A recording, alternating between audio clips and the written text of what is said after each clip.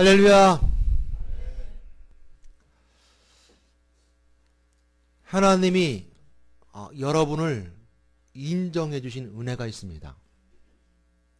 그래, 너는 나의 사랑하는 아들이다. 그래, 너는 내 사랑하는 딸이다. 라고 인정해 주심이 오늘 평강 그리스도 안에 가득 찹니다. 여러분이 이 교회의 문턱을 들어올 때 그 걸어오는 발걸음이 기쁨이 있었고 예수님을 만나고자 하는 그 간절함이 있다면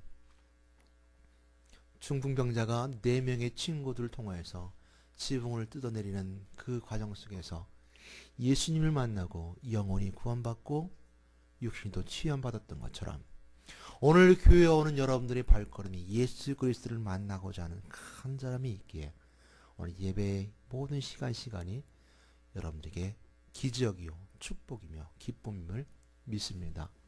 그래서 돌아가는 발걸음이 능력이 발걸음이 되고 돌아가는 발걸음이 생명의 발걸음이 되기를 주님의 이름 부탁드리고 축원드립니다. 예수 그리스도는 미랄의 비유로 제자들에게 말씀해 주셨습니다. 예수 그리스도 스스로 자신이 온 인류를 위해서 하나의 미랄이 되어야 되겠다라고 말씀해 주고 있죠. 오늘 본문에서 예수님께서 말씀하시는 것처럼 이 미랄은 땅에 떨어져야 하고 죽어야 합니다. 이 밀의 나달은 죽은 것 같으나 그러나 살아있고 참된 생명이 그 속에 있습니다.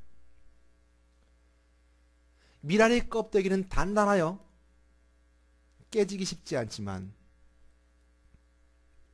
그 속에 생명의 미래의 꽃이 있고 그 생명의 미래의 생명은 수천억 아니면 수억을 살리는 생명의 열매를 맺었습니다. 예수님은 자신을 우리를 위해서 내주시는데 담대하셨고 자신 육체를 십자가에 죽으심으로 아낌없이 우리에게 주셨습니다. 어찌 보면 그 죽음의 길을 걸어간 육체를 미워하는 사람처럼 아니 자신이 육체의 삶을 육체를 십자가에 내놓으면서도 육체 하나조차는 돌아보지 않는 냉정한 인간적인 모습으로 그 육체를 내어놓으셨지만 그것이 하나의 미랄이 되었고 수억을 살리는 인류의 생명이 되셨습니다. 그래서 예수님께서 우리에게 말씀하시기를 예수님께서는 제자들에게 이르시되 누구든지 나를 따라오려거든 자기를 부인하고 자기 십자가를 지고 나를 따를 것이니라. 마태복음 16장 24절 말씀해 주는 것처럼 내가 미달이 됐던 것처럼 너희들도 나달이 하나의 미달이 되어라 라고 우리에게 명령해 주고 계십니다. 나와 여러분은 예수님이 가졌던 생명이 한 나달처럼 그 나달의 씨앗이 될 수 있을까요? 생명을 품을 씨앗이 될 수 있을까요? 죄를 쫓아가기 좋아하고 하나님 앞에 항상 부끄러움 앞에 서는 우리 영혼들이 이 생명이 있는 이 미랄이 될 수 있을까? 편한 거 좋아하고 게으른 삶의 습관처럼 배어있는 우리가 다른 사람을 위해서 남을 위해서 땅에 떨어지는 미랄처럼 우리는 떨어질 수 있을까? 그럴 수 있을까요? 예수 그리스도에게 있었던 미랄은 진리였습니다. 예수님은 곧 길이요 진리요 생명이라 말씀하셨습니다. 예수님의 제자가 되기 원하는 우리는 나달의 밀이 되고자 간절히 원합니다. 그러나 미랄이 되고자 해도 모두가 다 생명의 십자가 미랄이 되는 것은 아닙니다. 미랄은 밀의 나달입니다. 한 알입니다. 그래서 정치인이나 경제인이나 평범한 사람이라도 인터뷰나 연설을 할 때는 저는 여러분을 위해서, 저는 이 세상을 위해서, 저는 우리 공동체를 위해서, 우리 기업체를 위해서 나는 하나의 미랄이 되겠습니다라고 인용할 때가 많이 있습니다. 이 말의 뜻은 우리 공동체를 위해서 내가 헌신하겠습니다. 어쩐 든든한 일, 놀라운 일을 세울 때 내가 기초가 되겠습니다라는 표현을 쓸 때 많은 사람들은 나는 하나의 미랄이 되겠습니다라는 이 말씀을 인용하고 표현하고 있죠. 그것은 결심입니다. 내가 작은 헌신을 통해서 큰 놀라운 영향력을 발휘할 수 있다는 그 추측의 결론을 가지고 나는 결단합니다 라고 사회나 기업체나 가족에게 결심하고 결단하며 선포하는 것이죠. 사실 이러한 헌신이 교회나 가족이나 사회의 에너지가 되고 힘이 됩니다. 밀은 빵의 재료입니다. 밀은 곱게 빨아서 가루를 만들어 식용으로 사용합니다.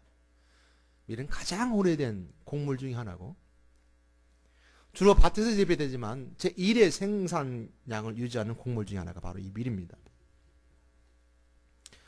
세계 인구의 반이 주식으로 삼고 있고요. 쌀을 주식으로 삼는 민족도 이 밀을 대부분 먹고 있습니다. 밀은 가장 오래된 역사를 가진 곡물이고 BC 한 7,000년 전부터 밀에 대한 기록이 있습니다. 또한 밀의 기원은 성경의 주 배경이 되는 근동 지역, 메소포타미아, 이라크, 이집트, 또 이런 터키 지역에 있는 이런 지역으로 그 근동으로 밀의 근원을 잡고 있습니다. 그러므로 밀은 가장 오래됐을 뿐만 아니라 굉장히 중요한 많은 사람들의 주식이 되고 굉장히 생명을 살리는 양식이 됩니다. 출애굽기 9장 32절 말씀을 보게 되면요. 애굽에서 이스라엘 백성들을 빼내기 위해서 하나님께서는 그들에게 10가지 재앙을 내리는 가운데 7번째 장이 우박이 나옵니다. 우박이 내려서 다 모든 곡물을 다 못 쓰게 만들었지만 상하게 만들었지만 출애굽기 9장 32절 말씀을 보게 되면 밀과 쌀부리는 상하지 않았더라. 아직 싹이 나지 않아서 아직 자라지 않아서 상하지 않았더라. 라는 말씀이 기록될 정도로 밀은 보호받는 또 하나님으로부터 보호받았던 또한 곡물이었던 것을 또한 그 말씀 가운데 돌아봐 알게 됩니다. 그러므로 굉장히 중요한 것이죠. 밀은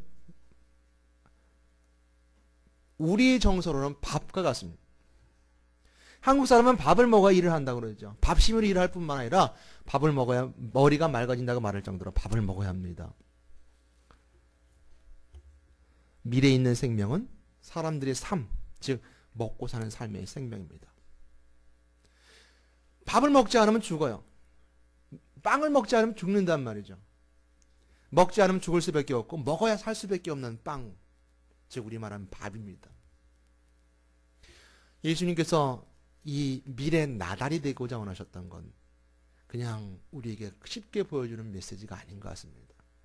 우리 삶의 주식과 같은 생명, 밥과 같은 생명의 줄기가 되는 그 삶의 밀알이 되고자 하셨던 걸 그 밀 속에서 발견하게 됩니다. 그래서 예수 그리스도께서는 밀알을 비유로 말씀하심을 통해서 자신의 십자가의 길을 가고 십자가 길을 가는 것처럼 깨어지고 벗어지고 가루가 되어서 사람들의 생명이 떡이 되어야 한다라고 우리에게 이렇게 말씀해 주고 계시는 것이죠. 그래서 우리 생명이 떡이 됩니다. 우리가 밀알이 되는 것은 생명을 품는 일입니다. 사람들은 살리는 일을 하는 것이죠. 사람들의 밥이 되는 겁니다. 힘을 주는 사람입니다. 나라와 민족을 위해서 일하는 사람입니다. 형제들의 사랑을 주는 것을 품는 것입니다.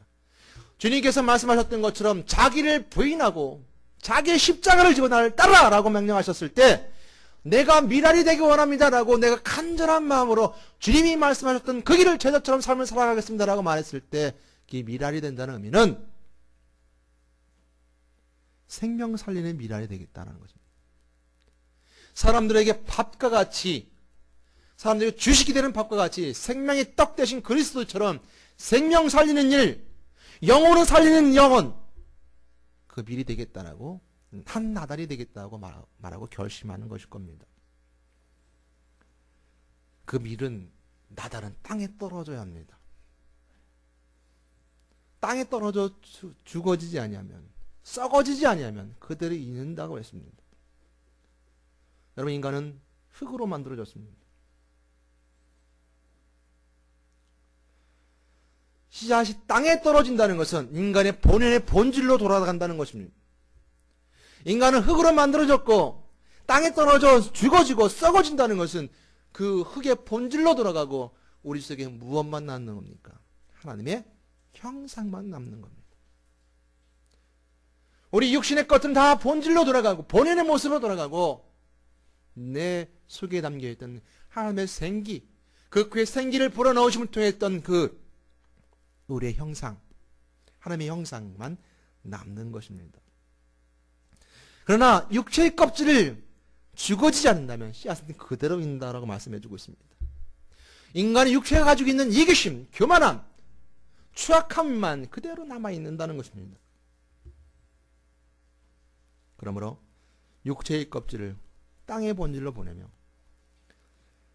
우리가 죽어지게 될 때 우리 속에 있는 씨앗, 하나님의 형상의 씨앗은 생명이 있고 그 생명은 진리로 되어 자라서 하나님의 나라의 꽃밭을 이루게 됩니다. 또한 때가 되면 열매를 맺게 되겠죠. 갈라디아서 2장 20절 말씀에 우리가 너무 잘 아는 말씀이 있습니다. 내가 그리스도와 함께 십자가에 못 박혔나니 그런즉 이제는 내가 사는 것이 아니요 오직 내 안에 그리스도께서 사시는 것이라.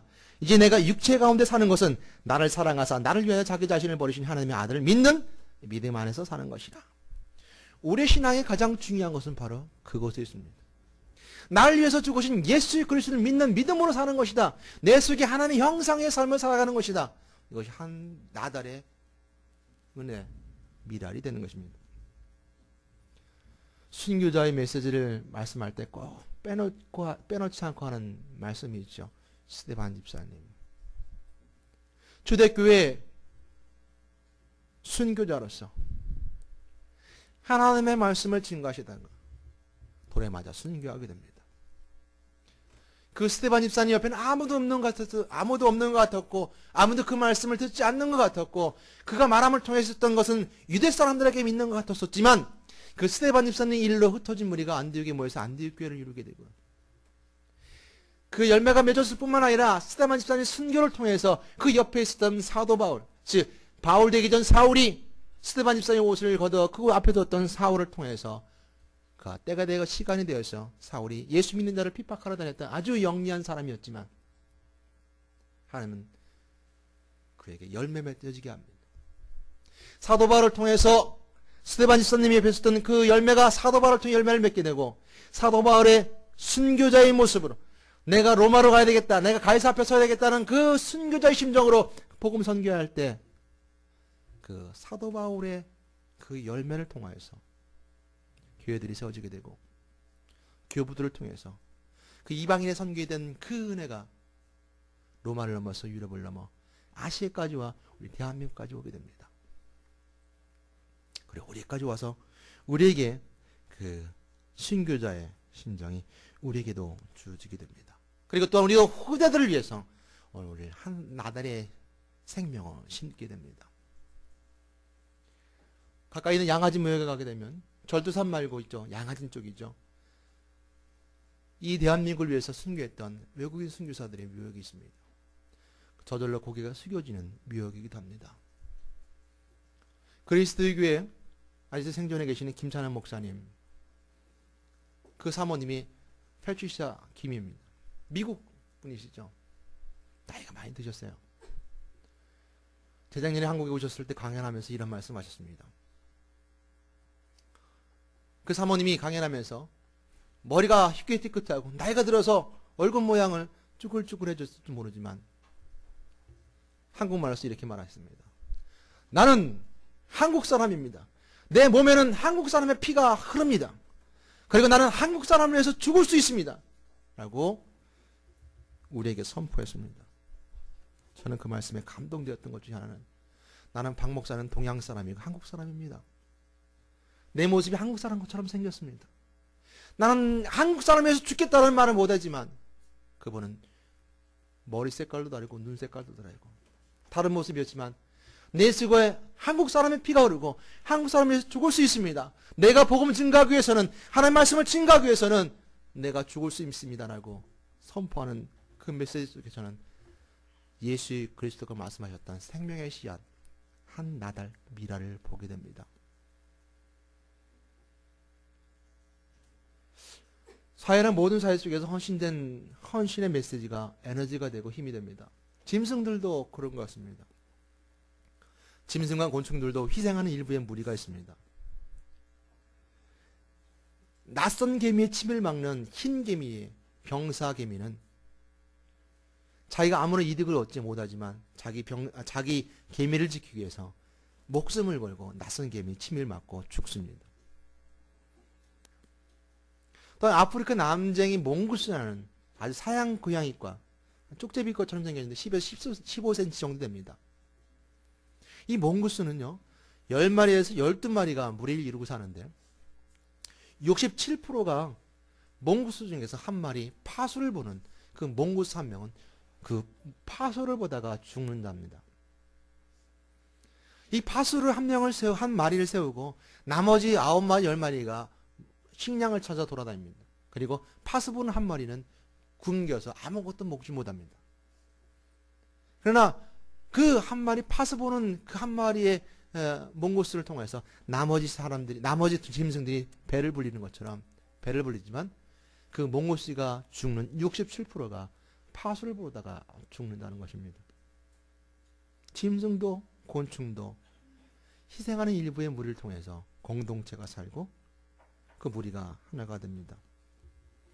오늘 우리에게 주시는 하나님의 은혜 가운데 그리스도의 교회가 기독교회가 하나님의 나라가 오늘 예수님께서 나달의 밀이 되어서 하나의 밀이 되어서 우리에게 희생하셨던 것처럼 십자가 은혜를 주셨던 것처럼 우리에게도 똑같이 너희들이 나달이 되어라 밀의 나달이 되어라 라고 우리에게 말씀해 주고 계십니다. 평강 그리스도가 살 수 있는 방법은 우리 모두가 개개인이 헌신하는 나달이 되었을 때 평강 그리스도에게는 더욱더 큰 하나님의 능력을 발휘할 수 있을 뿐만 아니라 정말 예수 그리스도의 교회다운 아니면 그리스도의 교회다운 교회가 세워질 수 있으리라 믿습니다. 우리가 지향하는 그리스도의 교회, 주님이 그리스도가 주인된 교회, 그리스도가 통치하는 교회, 그리스도가 명령하시는 교회, 그리스도의 말씀에 순종하는 교회, 그리스도 교회의 모습, 우리가 뭐든지 주님께서 행동으로 보셨던 미랄의 은혜를 통해서 우리 또한 마찬가지로 미랄의 은혜를 낳게 됩니다. 오늘 본문에서 예수님께서는 자신을 사랑하지 않고 미워했다고 말씀하셨습니다. 자신을 사랑하지 않고 미워해야 된다라고 말씀하고 있죠. 역설적인 말씀입니다. 자기만 생각하는 이기적인 거짓 자기를 미워하라는 것이죠. 자기 속에 있는 진실된 하나님의 형상을 미워하는 것이 아니라 자기 속에 있는 거짓 자기를 미워하라. 성경에서는 이처럼 예수님의 역설적인 메시지를 우리에게 끊임없이 말씀해 주고 있습니다. 마태복음 16장 24절 말씀에 보게 되면 예수께서 제자들에게 이르시되 누구든지 나를 따라오려거든 하는 말씀처럼 자기를 부인하라 라고 말씀하셨던 것처럼 우리에게 부인하라는 말씀으로 내 속에 나를 부인하라 라고 말씀해 주고 있습니다. 12세기 프랑스, 유럽의 프랑스에 그 세인트 버나드, 그러니까 성 베르나드라는 수도사가 있었습니다. 이 사람은 수도사였으면서도 원시적인 사랑, 그러니까 사랑에 대해서 있을 때 원시적인 사랑에서 하나님을 사랑하는 하나님 사랑까지 4단계를 거쳐서 말했습니다. 그 안에서 사랑하는 4가지 단계. 첫 번째는 자기 사랑입니다. 원시적인 사랑이죠. 누구든지 자기를 사랑한다는 거예요. 사랑한다는 거. 그러면서 한 예를 들었을 때 이렇게 예를 듭니다. 가족이 가족 사진을 찍었어요. 놀러가서 가족 사진을 찍었어요. 그 현상돼서 나왔습니다. 그랬을 때 그 현상된 사진을 처음에 볼 때 내 사랑하는 아내를 먼저 봐야 되겠다. 아니면 사랑하는 남편을 먼저 봐야 되겠다. 내 참 잘생긴 아들을 먼저 봐야 되겠다. 라고 말하지 않는다는 것이죠. 가장 먼저 눈이 가는 것은 자기 얼굴의 사진을 가장 먼저 눈이 먼저 간다는 거예요. 자기에 대한 사랑은 부정할 수 없다는 겁니다. 누구든지 자기 자신을 자기를 사랑한다는 거예요. 어렸을 때부터 지금까지 사랑한다는 겁니다. 누구든지 사랑한다. 이거 원시적인 사랑이죠. 나를 그냥 사랑하는 거. 그 두 번째 단계가 뭐냐면 하나님을 알고 하나님의 사랑을 깨닫게 되는 거예요. 대상적인 사랑이죠. 대상적인 사랑. 그러니까 아내는 남편을 보고 남편에 대한 사랑을 누릴 수 있는 대상적인 사랑. 근데 대상적인 사랑은 어떤 의미가 있습니까? 조건적인 사랑이죠. 이만큼 나한테 해주면 내가 당신한테 이만큼 해주겠습니다. 라는 조건적인 대상적인 사랑이라는 거. 내 사랑은 아내가 나한테 이만큼 해주면 나도 이만큼 줄 거야. 라고 대상적인 조건적인 사랑.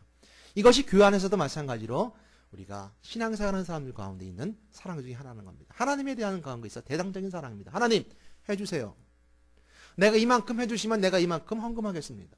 하나님 내 병 치유해 주시면 이만큼 내가 드리겠습니다. 대상적인 조건적인 사랑이죠. 대부분의 성도들이 여기에 머물러 있다는 거예요. 사실 처음 신앙생활하는 사람은 거의 여기에 머물러 있다는 거죠. 조건적이죠. 대상적이죠. 하나님 해주세요. 하나님 해주세요. 라는 신앙, 사랑이 거기에 머물러 있습니다.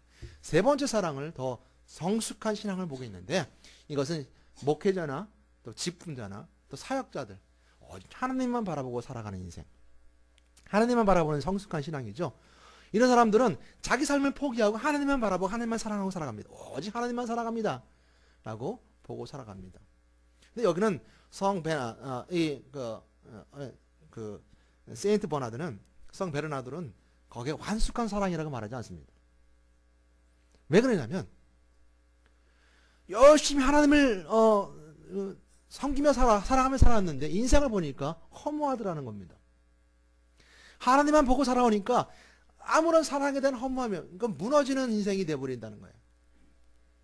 그래서 성숙한 신앙을 보지 않습니다. 그러니까 여러분이 열심히 사랑해 살았는데 돌아와서 지금 보니까 다 허무해. 아무것도 없는 것 같아요. 나 열심히 내가 섬겼어요. 교회 와서 열심히 교회를 했어요. 근데 돌아와 보니까 아무것도 없어요. 아무것도 된 것도 없어요. 이게 허무함이 먼저 몰려옵니다. 완숙한 하나님과의 사랑의 관계라고 말하지 않습니다. 대부분이 이제 목회자 있는 사람들이 여기까지가 사랑이라고 했죠. 근데 이 성 베르나드는 12세기죠. 아주 옛날이죠. 마지막 4단계의 완숙한 사랑을 말하는데 그 완숙한 사랑은 하나님을 위해서 나를 사랑하는 것. 하나님을 위해서 나를 사랑하는 사랑이 참 완숙한 사랑이다. 여기까지 신앙이 가야 된다 그랬습니다. 내 육신의 것들을 미워하지만 내 속에 있는 하나님의 형상을 사랑하는 것. 하나님의 속성을 사랑하는 것. 하나님의 사역을 사랑하는 것. 나를 사랑하는 겁니다. 거짓된 나를 사랑하는 것이 아니라 내 속에 있는 진실된 내 진리를 사랑하는 것. 하나님을 위해서 또 나를 위해서 하나님을 사랑하는 것. 이것이 바로 완숙한 사랑이라 말합니다. 그런 말하기를 이러한 사람이 교회 안에서 신앙의 성숙한 자로서 성장하는 사랑의 모습을 가져야 된다라고 말합니다. 하나님의 형상대로 지음받은 자를 자기를 사랑하고 욕망을 차고 통제되지 않는 거짓 자기를 미워한다는 것.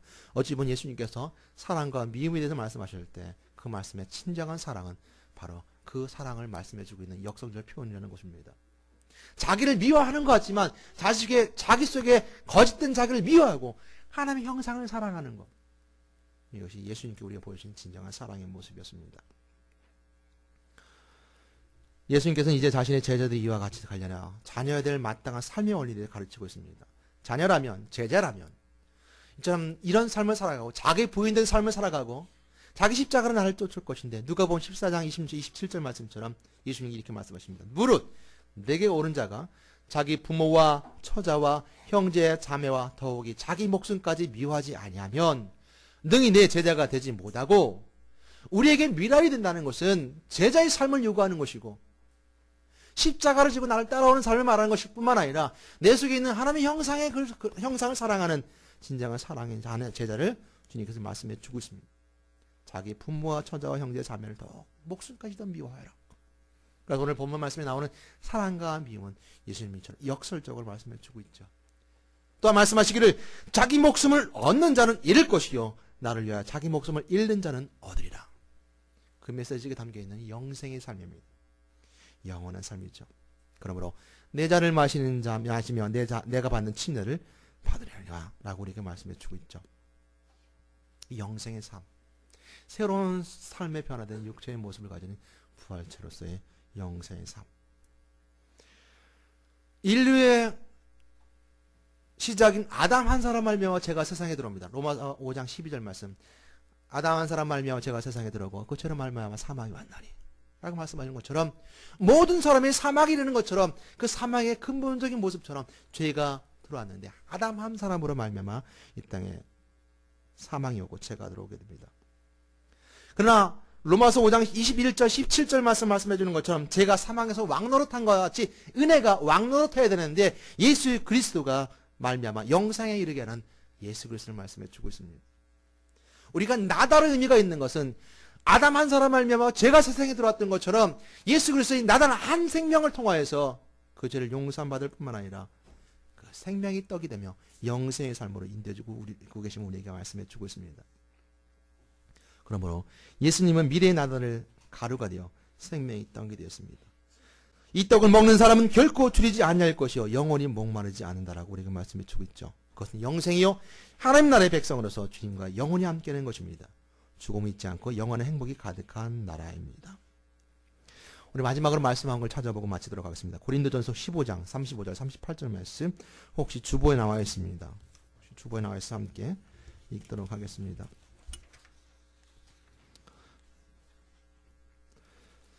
고린도서 15장 35절로 38절 말씀 중간 앞뒤가 좀 잘렸는데요. 거기 있는 대로 그대로 읽도록 하겠습니다. 읽겠습니다. 시작.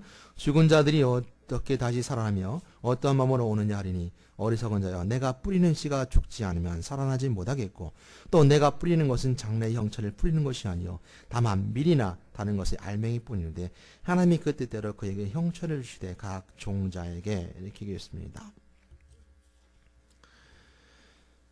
종자의 그 형체를 주시니라라고 이렇게 마무리 짓게 되고요. 시작할 때 누가 묻기를 이렇게 시작합니다. 누가 묻기를 죽은 자들이 어떻게 다시 살아나며 했습니다. 누가 묻습니다. 죽은 자가 어떻게 다시 살아나며 어떻게 몸으로 오느냐라고 어리석은 질문을 할 때 예수님께서 사도 바울은 고린도 교회에 이렇게 말합니다. 내가 뿌리는 씨가 죽지 않으면 살아나지 못하겠다. 우리 미랄이 죽어지게 될 때 새롭게 생명으로 살아나게 되는데 영생의 삶이요. 그 영생의 삶의 형체는 창조 때 우리를 만드신 하나님의 형체의 모습 속에 만들었던 자처럼 부활하실 때 부활체로서 새로운 우리의 형체로 우리의 만들어주신다라고 오늘 고린도전서에서 우리에게 말씀해 주고 있습니다. 오늘 저희는 부탁드리고 싶은 건 바로 겁니다. 아담의 범죄로 말미암아 죽어서 썩어 없어질 육체를 가지고 있으나 장차 둘째 아담이신 예수 그리스도께 재림하실 때 부활을 통해서 생명의 상태로 회복되며 신령한 몸을 덧입게 됩니다. 평강그리스도의 모든 성도님들은 미리 나달의 힘에 영생이 있으며 그 영생의 힘을 덧입어 예수 그리스도가 다시 재림하실 때 신령한 몸을 덧입으시고 영생의 삶을 살아가는 여러분 되시기를 우리 예수 그리스도의 이름으로 부탁드리고 축원드립니다. 아멘. 기도하겠습니다. 하나님 감사합니다. 예수 그리스도가 생명이 되시고 생명의 나달을 통해서 우리에게 영생의 삶을 주셨음을 고백합니다. 우리가 주님처럼 주님의 제자의 삶을 살아감을 통해서 우리 나달 속에 있는 내 육신 것들을 깨트려버리고 오직 내 속에 있는 하나님의 형상을 사랑할 수 있는 그 사랑의 은혜를 우리가 주시며 성령의 도우심에 따라 우리가 또 우리 자신을 사랑할 뿐만 아니라 헌신할 수 있는 담대함과 능력으로 덧입혀 주시옵소서.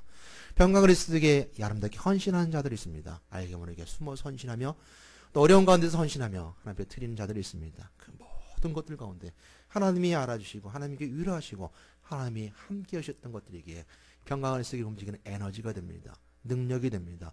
그리스도에게 능력을 펼칠 수 있는 은혜가 각 나달이 그리스도가 따랐던 그 삶의 생명 은혜처럼 나달이 되어서 헌신하며 삶을 살아갈 때 그리스도가 능력 있는 교회가 되리라 믿사오니 저희들과 함께 계시고 담대함으로 저희들을 헌신하게 인도하여 주시옵소서. 모든 것 주님께 의탁합니다. 예수 그리스도 이름으로 기도드렸습니다. 아멘.